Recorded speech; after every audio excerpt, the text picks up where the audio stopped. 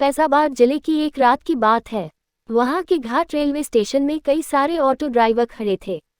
सभी सवारी आते ही एक एक करके उन्हें बैठाते और चले जाते थे। जैसे ही रात ज्यादा होने लगी, ज्यादातर ड्राइवर अपने घर को चले गए। उसी रात दुर्गेश ऑटो ड्राइवर भी घाट रेलवे स्टेशन पर था। वो भी दूसरे ड्राइवरों की तरह घर जाने ही वाला था।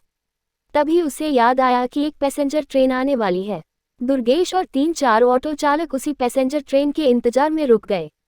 तभी जोर जोर से बारिश होने लग गई। रात तो थी ही, लेकिन बादलों की वजह से चांद की रोशनी भी नजर नहीं आ रही थी। बादल गरजते और बिजली चमकती तो कुछ उजाला नजर आता, वरना अमावस्या से भी ज्यादा काली रात हो गई थी। कुछ ही देर में पैसेंजर ट्रेन आई। दुर्गेश को ट्रेन से एक खूबसूरत सी लड़की उतरती हुई दिखी, जिसके कंधे पर एक बैग और हाथ में एक सूटकेस था। वो लड़की सीधे दुर्गेश के पास गई और कहने लगी कि मुझे रामपुर जाना है। दुर्गेश ने कहा कि अभी बहुत रात हो रही है, इसलिए 700 रुपये किराया लगेगा। अगर आप सुबह जाएंगी तो मैं 200 रुपये में ही छोड़ दूंगा। लड़की ने जवाब दिया, मुझे अभी जाना है, आप ले चलिए, मैं पैसे दे दूंगी। दुर्गेश ने कहा, मैडम आप पहले पैसे दे दीजिए, मैं आपको सही सलामत घर तक छोड़ दूंगा। लड़की बोली, अभी मेरे पास सिर्फ 300 रुपये हैं, आप ये रख लीजिए, घर पहुंचते ही आपको बचे हुए 400 रुपये दे दूंगी। इतना सुनते ही दुर्गेश ने कहा, ठीक है मैडम, आप ऑटो में बैठ जाए। कुछ ही देर में दुर्गेश ने उस लड़की को उसके घर के पहुंचा दिया।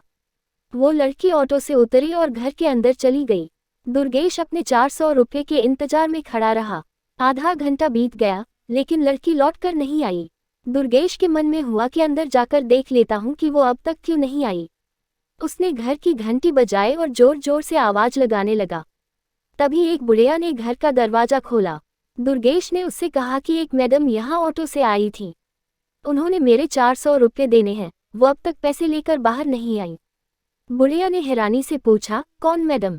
यहाँ तो मैं और मेरे पति के अलावा और कोई नहीं रहता। हाँ, मेरी बेटी पहले रहती थी, लेकिन वो 5 सालों से यहाँ नहीं रह रही है। दुर्गेश बोलने लगा, क्यों, अब वो कहाँ रहती है? मैंने शायद आपकी ही बेटी को यहाँ तक छोड़ा है, आप एक बार अच्छे से देखिए। बातों ही बातों में दुर्गेश की नज़र सामने दीवार पर गई। वहाँ उसी लड़की की तस्वीर लगी हुई थी, जिसे वो ऑटो में बैठा कर लाया था। दुर्गेश ने बुढ़िया से पूछा, वो दीवार पर जिसकी तस्वीर लगी है, वो आपकी बेटी है? बुढ़िया ने जवाब दिया, हाँ, वो ही मेरी बेटी है। क्यों, क्या हुआ? तुम ऐसे क्यों पूछ रहे हो? हाँ, जवाब सुनते ही दुर्गेश बोल पड़ा, माताजी, मैंने कहा था न कि मैं आपकी बेटी को ही घर लाया हूँ। यही मेरे साथ ऑटो में बैठकर आई थी। आप अब जल्दी से मेरे पैसे दे दीजिए।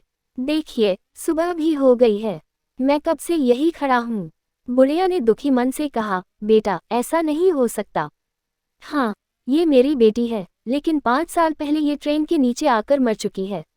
इसे तुम कैसे घर ला सकते हो? ये सुनते ही दुर्गेश के होश उड़ गए। वो तेजी से वहां से भागा। जैसे ही वो ऑटो के पास पहुंचा तो देखा कि उसकी सीट में 400 रुपये रखे हुए थे। उसने वो पैसे भगवान के सामने रखे और मंत्र का जाप करते हुए आगे की ओर बढ़ गया।